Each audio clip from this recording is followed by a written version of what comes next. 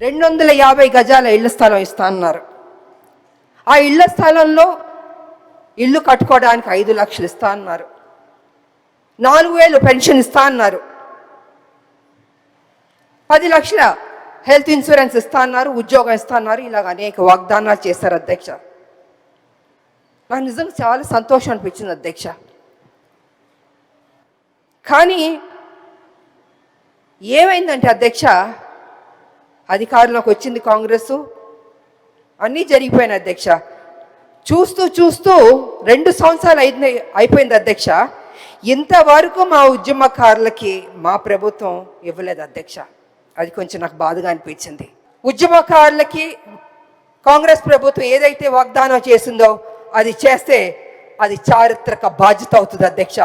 అలా చేయకపోతే అది చారిత్రక తప్పిదం అవుతుంది అధ్యక్ష.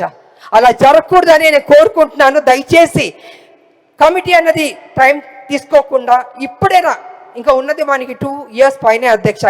కళ్ళు మూసి కళ్ళు తెరిచేలోపు 2 years కూడా అయిపోద్ది అధ్యక్ష. మళ్ళీ ఎన్నికలు వచ్చేస్తాయి.